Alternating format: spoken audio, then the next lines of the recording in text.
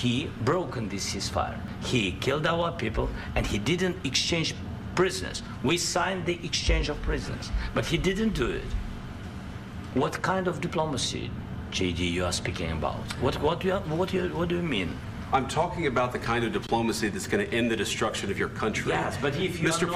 President, with respect, I think it's disrespectful for you to come into the Oval Office and try to litigate this in front of the American media. Right now, you guys are going around and forcing conscripts to the front lines because you have manpower problems. You should be thanking the President for trying to bring an end to this conflict. Have you ever been to Ukraine that you say what problems we have?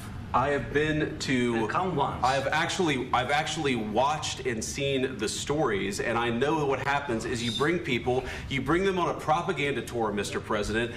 Do you disagree that you've had problems bringing people into your military? And do you think that it's respectful to come to the Oval Office of the United States of America and attack the administration that is trying to prevent the destruction of your country?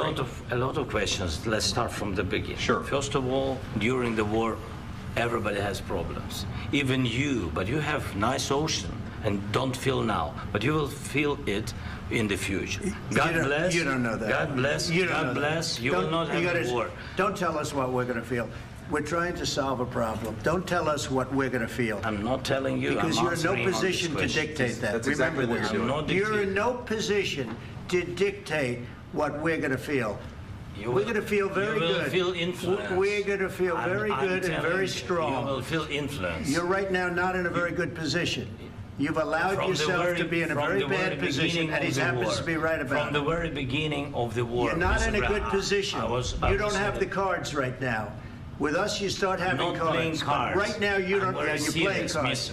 You're playing cards. You're gambling with the lives of millions of people. You're gambling with World War III. You're gambling with World War III. And what you're doing is very disrespectful to the country, this country, that's backed you far more than a lot of people said they should have. Have you said thank you once? This a lot entire of meeting? times. No, in this Even entire today. meeting, have you said thank Even you? today. You went to Pennsylvania and campaigned for the opposition in October. Offer some words of appreciation for the United States of America and the president who's trying to save your country.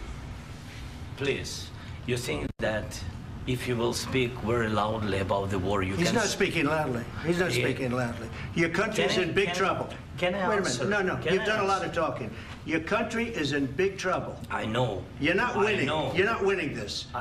You have a damn good chance of coming out okay because of us. Mr. President, we are staying in our country, staying strong from the very beginning of the war. We've been alone, and we are thankful. I said thanks you haven't in been this alone. cabinet. You haven't been only alone. in this cabinet. We gave you, through this stupid president, $350 billion. You voted we gave for you your military equipment, and you men are brave, but they had to use our military. What about if you didn't have our military equipment, if you didn't have our military equipment, this war would have been over in 2 weeks. In 3 days. I heard it from Putin. In 3 days. This is something maybe new. Less. In 2 weeks. Of course, yes. It's going to be a very hard thing to do business like this. Again, I tell you. just say thank you. I said a lot of times to American people. Accept that there are disagreements, and let's go litigate those disagreements rather than trying to fight it out in the American media when you're wrong. We know that you're wrong. But you see, I think it's good for the American people to see what's going on. I understand, sir. I think it's very important. That's why I kept this going so long. You have to be thankful.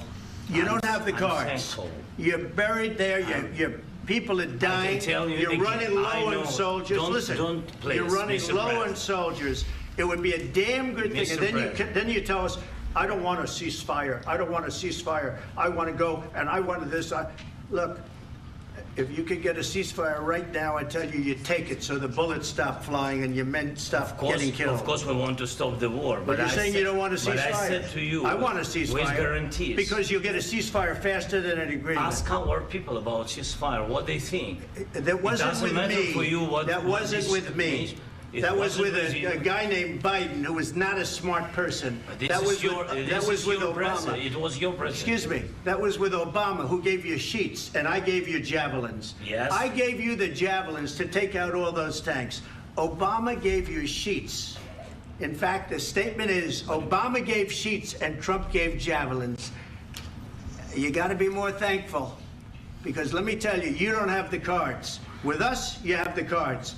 But without us, you don't have any cards. One more question to Mr. Vice President. I'm sorry. It's going to be a tough deal to make.